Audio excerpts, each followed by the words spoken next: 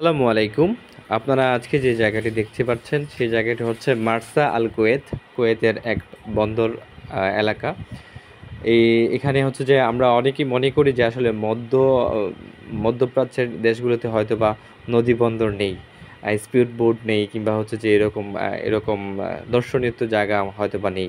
আসলে সব জায়গায় এরকম নদী আছে, নদী বন্দর আছে। কুয়েতেও এরকম একটি সুন্দর একটা জায়গা আপনারা দেখতে পাচ্ছেন। এখানে অসংখ্য বোট আছে, আপনি চাইলে ভাড়া করে নিয়ে সেই বোট দিয়ে ঘুরতে পারবেন নদীতে। একটা সীমানা আছে, যে সীমানা অতিক্রম করা যায় না। তো ওইখানে অনেকেই আসেন, কুয়েতিরা আসেন কিংবা কুয়েতের বাইরে যারা আছেন অনেকেই আসেন, আইসা এই পর্যটক কেন্দ্রটা উপভোগ করেন। আসলে অনেক সুন্দর একটা জায়গা।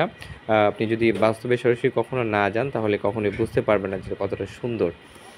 অনেকটা মনোরম পরিবেশ। আমাদের বাংলাদেশের মতো চট্টগ্রাম কিংবা সি বিচের মতো এতটা হাউকাউ নাই, চিল্লাচিল্লি নাই, কিংবা পৃথিবীর অন্য দেশের মতো এতটা হাউকাউ নাই।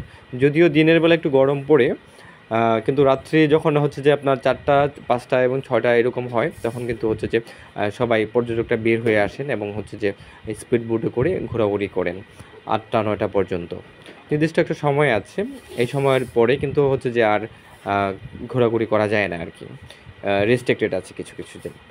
তো আপনারা দেখতে পাচ্ছেন এখানে একটি হোটেলে প্রবেশ করা হলো মাত্র। হোটেলটা হচ্ছে এইটার বন্দরের সাথে একটা হোটেল। এখানে যাতে যারা আসেন পর্যটকরা যাতে এখানে অবস্থান করতে পারেন।